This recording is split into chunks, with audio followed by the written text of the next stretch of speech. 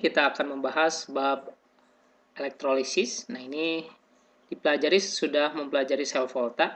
Kemarin di sel volta kita telah mempelajari perbedaan antara sel volta dengan elektrolisis.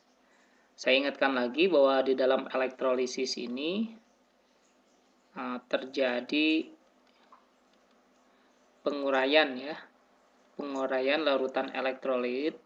Ini elektrolisis. Elektro itu kaitannya dengan listrik. Lisis itu penguraian atau pemecahan. Jadi penguraian oleh listrik. Jadi di elektrolisis ini terjadi perubahan dari energi listrik menjadi reaksi kimia. Nah, reaksi kimianya sendiri itu merupakan reaksi redoks ya. Nah, reaksi reduksi dan oksidasi. Nah, di elektrolisis pun sama, dia memiliki elektroda yaitu katoda dan anoda. Nah, katodanya beda halnya dengan sel volta, di elektrolisis ini katodanya bermuatan negatif, sedangkan anodanya bermuatan positif.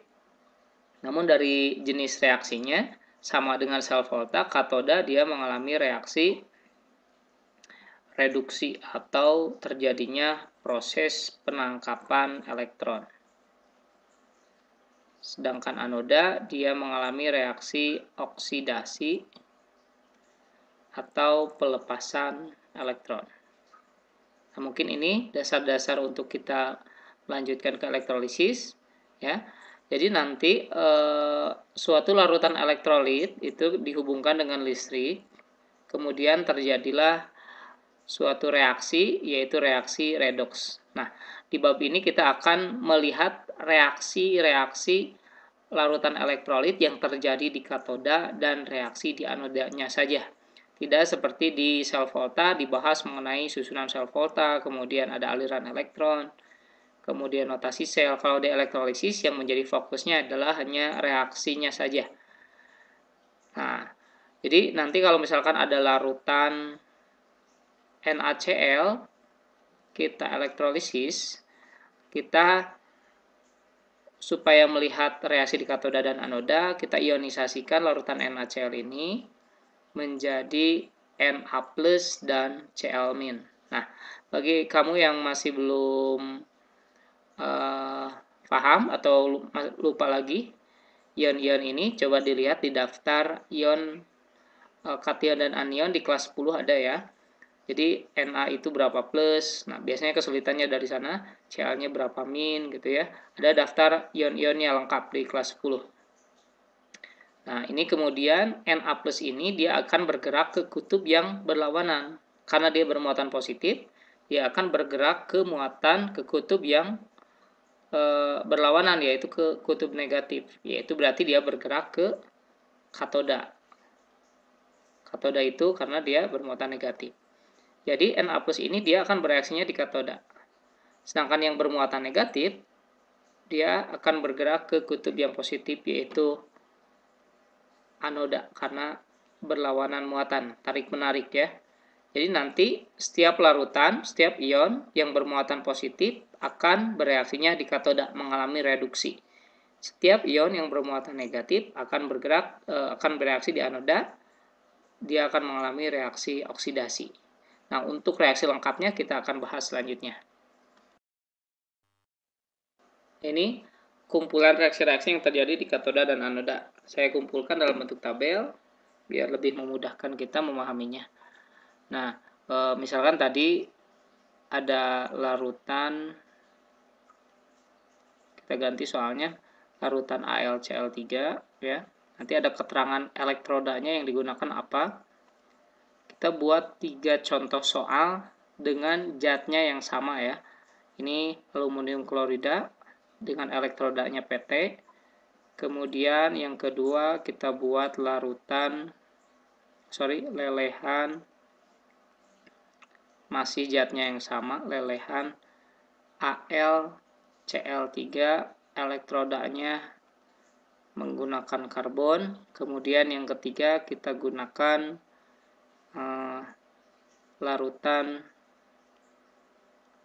AlCl3 dengan elektrodanya yaitu tembaga ya misalkan. Nah, jadi untuk mengerjakan reaksi elektrolisis ini tadi kita harus mengionisasikannya dulu larutan elektrolit tersebut. Jadi AlCl3 ini terionisasi menjadi Al3 plus 3Cl-. Nah, ingat tadi yang plus itu akan bergerak atau bereaksi di katoda yang bermuatan negatif. Yang negatif akan bereaksi ke anoda karena dia bermuatan positif ya. Oke. Jadi kita akan tuliskan reaksi masing-masing untuk di katoda apa, di anoda apa. Ya, ini juga sama. Jadi ini ada 3 soal ya, bukan 1 soal. Tapi dengan zat yang sama tetapi berbeda-beda keadaan. Ada yang pertama larutan lelehan, kemudian ada yang berbeda elektrodanya. Nah, untuk soal yang pertama, larutan AlCl3 dengan elektroda PT atau platina. Nah, kita akan tinjau reaksi di katoda. Yang ke katoda adalah Al3+. Nah, kita lihat di tabel bagian katoda. Kita akan melihat manakah ion Al3+ masuk kelompok 1, kelompok 2, atau kelompok 3. Ternyata Al3+ termasuk ke dalam kelompok pertama ya. Nah, di kelompok pertama ini ada perbedaan dari segi larutan atau lelehannya ya. Jadi kalau larutan berarti di sini ada pelarutnya atau ada air. Jadi selain Al3+, ada juga H2O-nya ya. Jadi di deret volta kalau dilihat kembali H2O dengan Al3+ urutannya itu akan lebih kanan H2O. Di katoda kita ingat ion tersebut akan mengalami reaksi reduksi. Nah, kalau kita bandingkan H2O dengan Al3+ atau dengan 1A, 2A, Al3+, Mn2+, maka yang lebih mudah mengalami reduksi adalah H2O gitu. Jadi ada persaingan antara ion yang bereaksi di katoda ini dengan air. Nah, untuk ion-ion ini ternyata lebih mudah mengalami reduksi air dibandingkan ion ini. Jadi yang bereaksinya bukan Al3+, tapi yang bereaksi reduksinya yaitu air. Ya, kalau dia jenisnya larutan. Jadi kita di katoda ini cukup menuliskan reaksi H2O ini. Jadi reaksinya 2H2O tambah 2 elektron min menjadi 2OH min plus H2. Oke. Kenapa H2O tadi? Saya ingatkan lagi karena dia jenisnya larutan untuk Al3+ di katoda. Ya.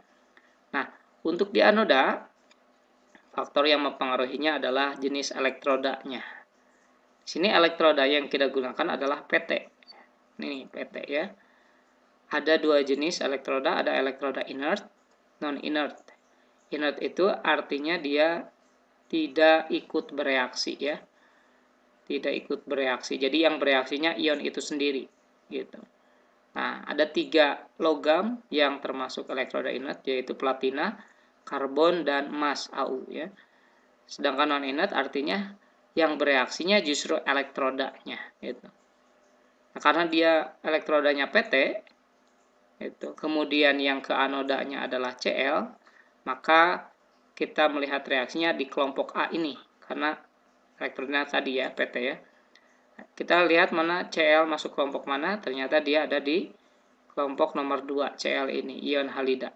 Jadi kita tinggal menuliskan reaksi ini, X-nya kita ganti dengan menggunakan Cl. Jadi kita tuliskan 2Cl min menjadi Cl2 tambah 2 elektron min. Nah, seperti itu.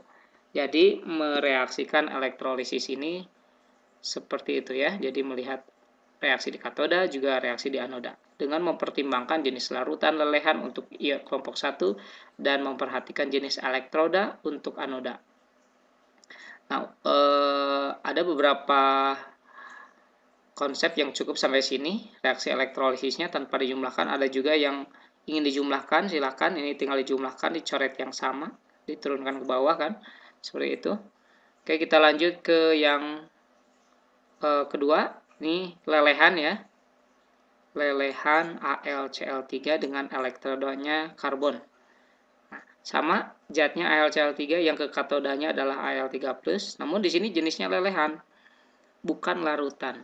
Ya, bukan larutan. Kalau tadi larutan kan, sekarang lelehan. Kalau lelehan berarti artinya tidak ada air. Jadi tidak ada persaingan dengan air. Jadi yang mengalami reduksinya yaitu ionnya sendiri yang bereaksi, yaitu Al3+-nya yang bereaksi. 3 mengganti L-nya ini menjadi Al. Kita ganti jadi di katodanya Al3+ tambah 3 elektron min. Kenapa 3 elektron? Karena muatannya 3+. Menjadi Al. Ya. Ini untuk di anoda kita lihat jenis elektrodanya dia karbon, sama dengan PT ya, dia inert juga. Jadi untuk di anoda sama-sama reaksinya yang ini untuk Cl. Jadi 2Cl min menjadi Cl2 tambah 2 elektron min. Seperti itu. Nah, untuk yang soal yang ketiga ada larutan AlCl3 dengan elektroda Cu untuk ini ya. Sama yang ke katodanya Al3+, dia larutan, berarti kita ambil yang ini. Jadi reaksinya 2H2O ditambah 2 elektron min menjadi 2OH min plus H2. Nah, yang membedakannya di anoda, di sini elektrodanya Cu. Cu bukan termasuk inert ya. Berarti dia non-inert. Non-inert itu berarti logam atau elektroda di luar inert ini, di luar ini. Cu termasuk non-inert. Berarti ini elektrodanya yang akan bereaksi, bukan Cl-nya yang bereaksi, tapi elektrodanya yaitu Cu-nya. Ya.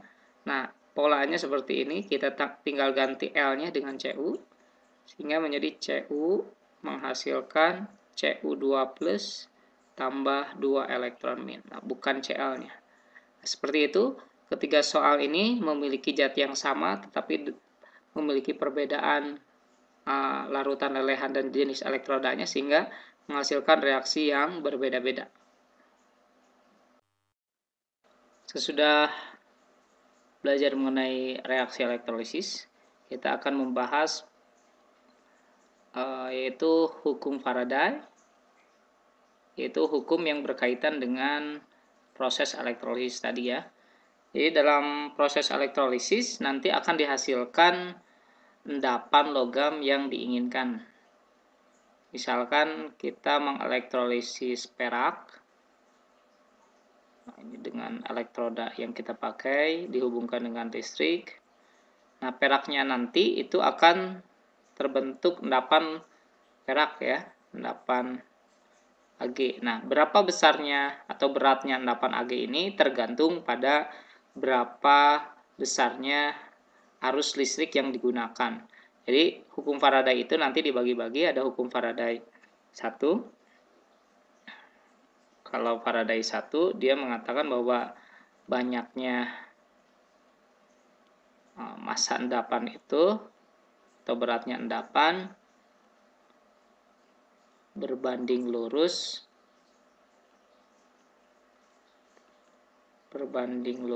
dengan arus listrik yang digunakan atau muatan listrik yang digunakan. Ya. Jadi kalau dalam fisika berat itu kita tuliskan dengan lambangnya W ya, weight. Itu sebanding dengan Q, di mana muatan listrik itu sendiri. Nah, rumusan langsung jadinya dia berat endapan itu adalah I, Q itu kan I kali T kan. Nah, itu. Nah, nanti di hukum Faraday 2 bahwa berat endapan juga berbanding lurus dengan massa ekuivalen ya atau E gitu. Nanti kita jelaskan apa itu E. Nah, untuk 1 Faraday yang nilainya 96.500 Coulomb ya. Ini 96.500 itu 1 Faraday. Jadi rumusan untuk menentukan berat endapan yang diperoleh dari hasil elektrolisis menggunakan rumusan ini.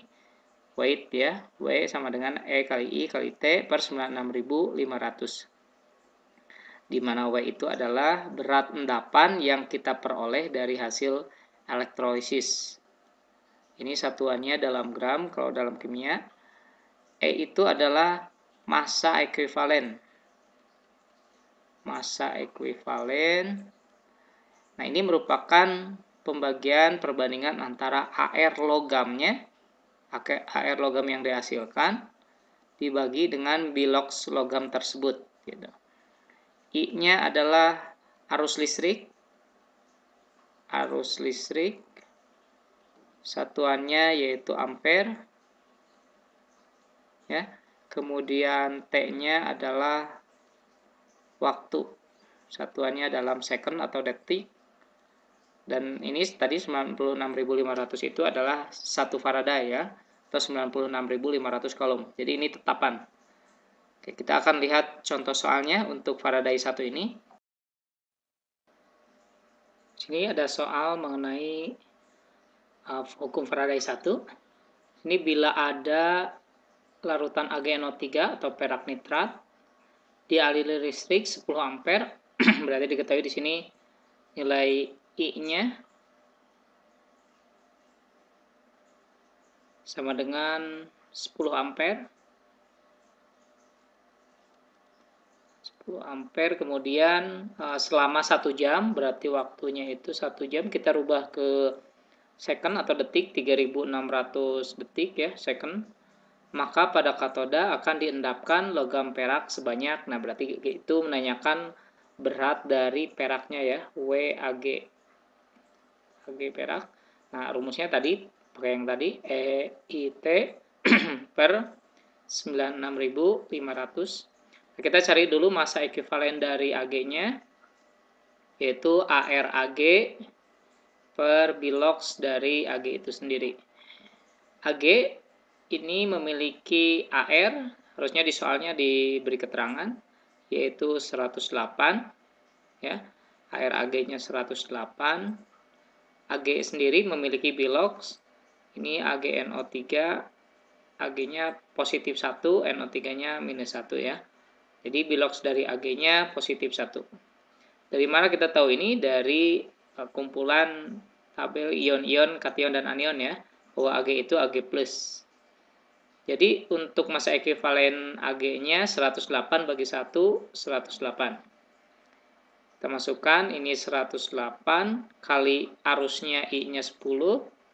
Waktunya di sini 3600 per 96.500. Jadi berat endapan Ag yang kita peroleh adalah 40,29 gram. Nah, ini hasil dari operasi ini ya, perkalian ini kemudian dibagi ini. Oke, itu contoh dari hukum Faraday 1, gampang kan?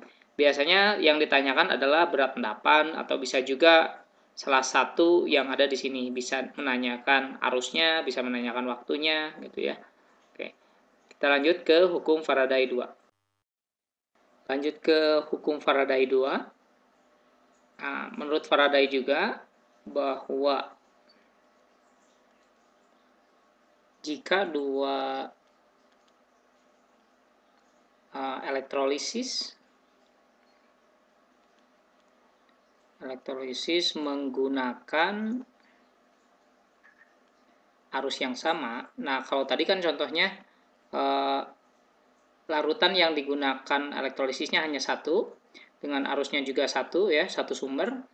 Nah, kalau ini ada dua larutan yang akan dielektrolisis, tapi arusnya hanya satu gitu. Maka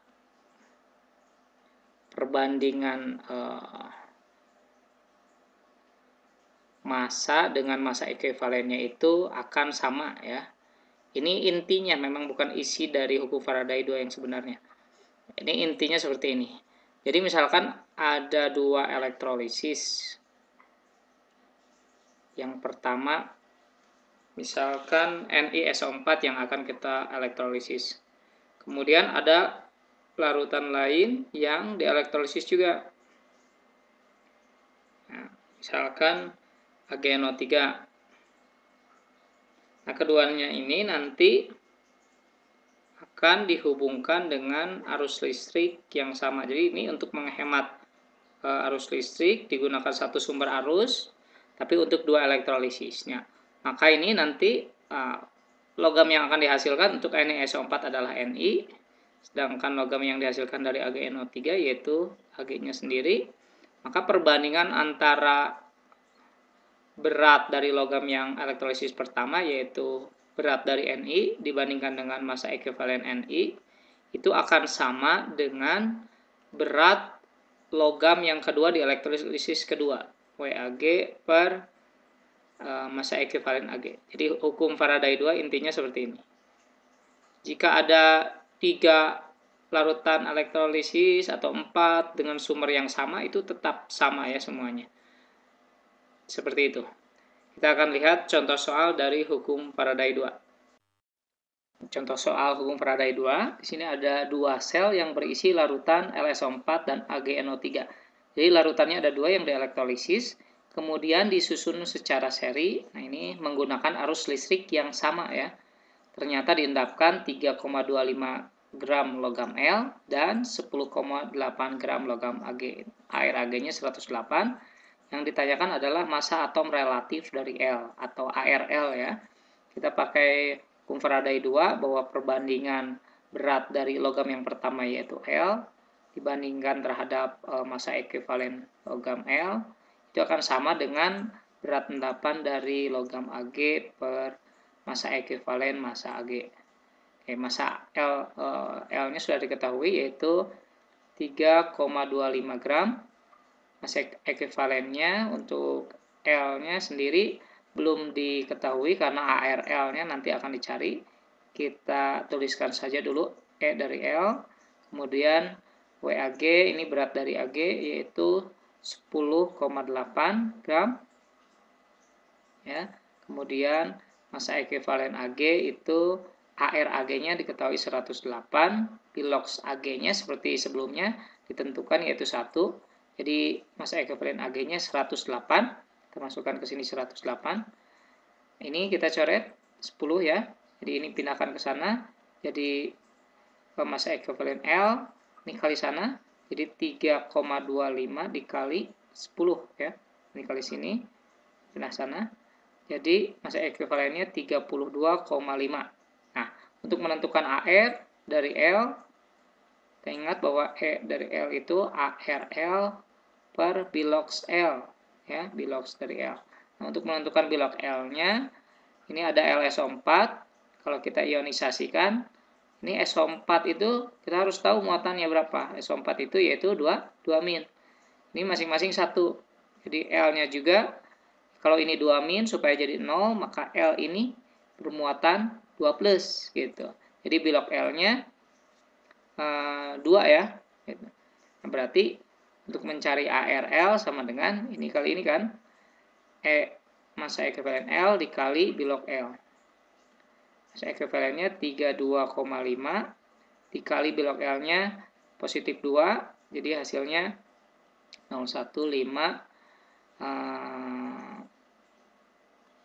65 ya. Ini 65,0 atau 65 saja.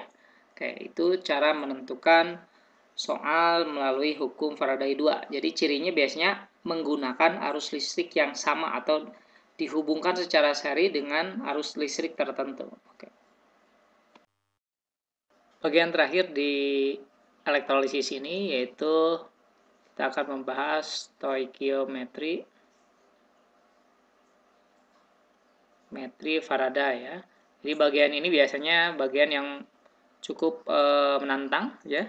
Karena lumayan dalam pengerjaan soal-soalnya membutuhkan ingatan kita akan stoikiometri waktu di kelas 10. Mungkin kita harus mengingatkan lagi rumus mol itu ada beberapa macam ya. Mol itu ada gram per mr, kemudian ada jumlah partikel per bilangan Avogadro ya, 10⁻23. Kemudian ada volume dalam keadaan STP, ini STP ya, standar temperatur dan pressure. Ini suhunya 0 derajat dan 1 atmosfer.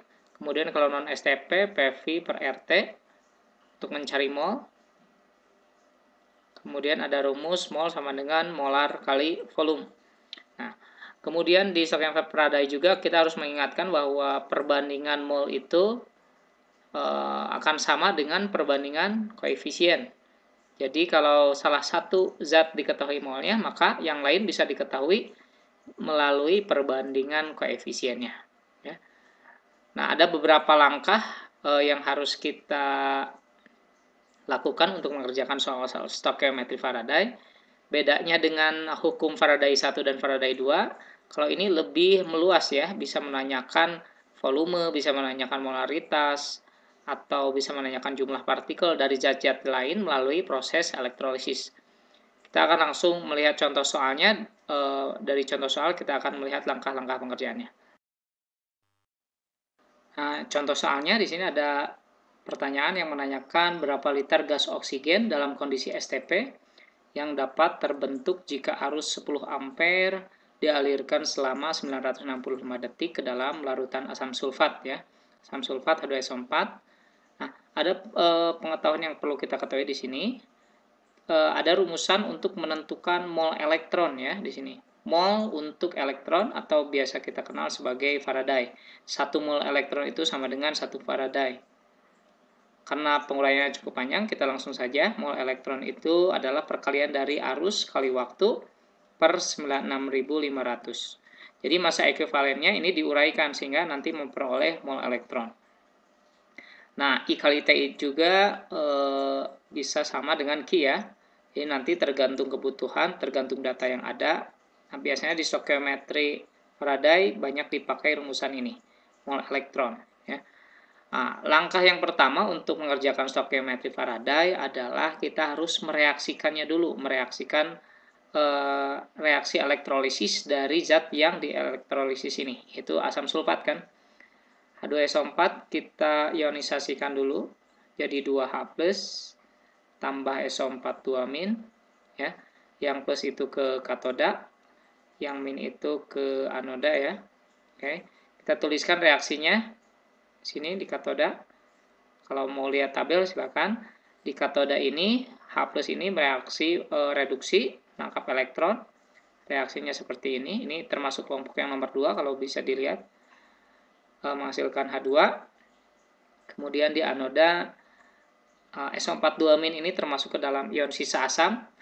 Jika tidak ada keterangan elektroda berarti elektrodanya inert ya. Nah, kalau SO4 2- ion sisa asam yang bereaksinya adalah air. 2H2O menghasilkan 4H+ tambah 4 elektron min tambah O2. Jadi langkah yang pertama adalah tuliskan reaksi elektrolisisnya.